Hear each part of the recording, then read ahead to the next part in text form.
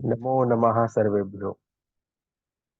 ये ज्योतिष की ऑनलाइन दुनिया जैसे एक समुंदर की तरह है।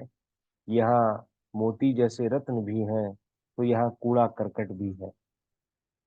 जिसकी जैसी नियत और सक्षमता होती है, उसको वैसा ही दिखता है और वैसा ही मिल जाता है।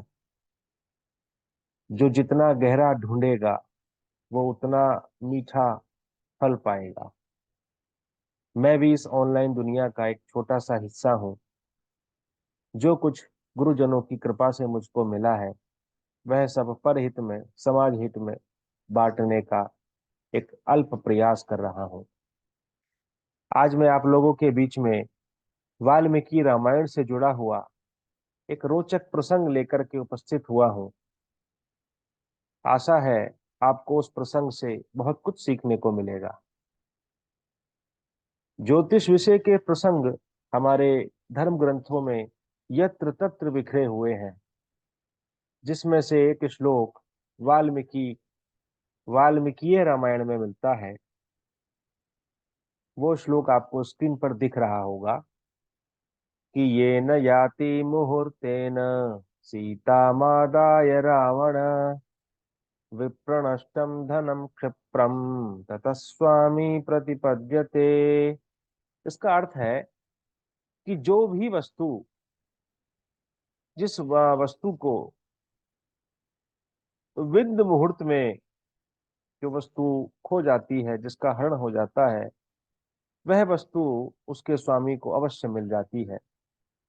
तो यह श्लोक उस समय का प्रसंग है जब जटायु और भगवान राम की वार्ता हो रही है, जिसमें जटायु प्रभु राम से कह रहे हैं कि प्रभु, सीता का जो हरण है वह विंद नामक मुहूर्त में हुआ है, और विंद नामक मुहूर्त की यह सामर्थ्य है कि इसमें गई हुई वस्तु स्वामी को अवश्य मिल जाती है।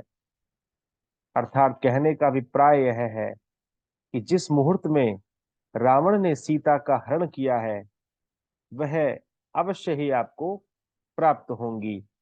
जटायु का वचन सत्य सिद्ध हुआ।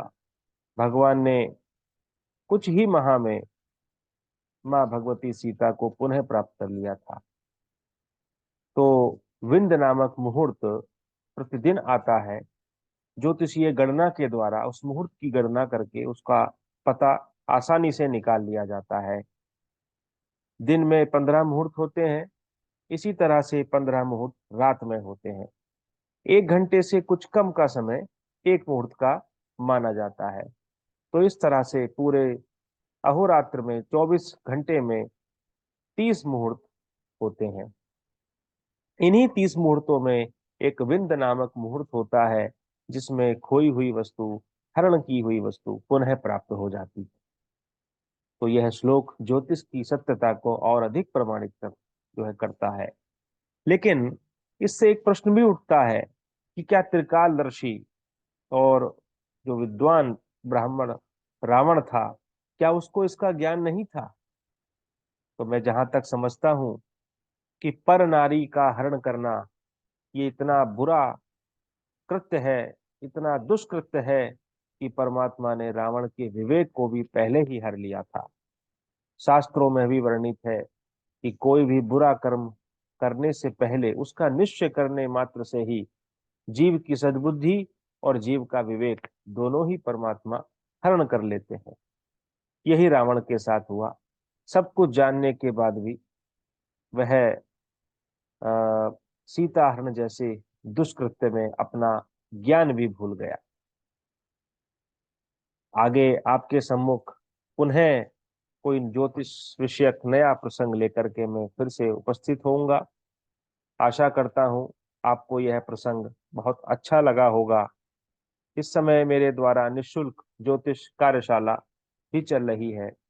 प्रतिदिन रात्रि 8 बजे से 8:30 बजे तक निशुल्क ज्योतिष के जितने भी मूल ग्रंथ हैं, बृहद पाराशर होरा शास्त्र से लेकर के फल दीपिका, जातक पारिजात, उत्तर कालामृत, संकेत निधि, सर्वार्थ चिंतामणि इत्यादि जो भी ज्योतिष के सर्वमान्य प्रमाणिक ग्रंथ हैं, उन मूल ग्रंथों के अध्ययन के द्वारा मैं ज्योतिष का निःशुल्क प्रचार कर रहा हूँ, अधिकाधिक लाभ जनता तक पहुंचाने का प्रयास कर रहा हूँ।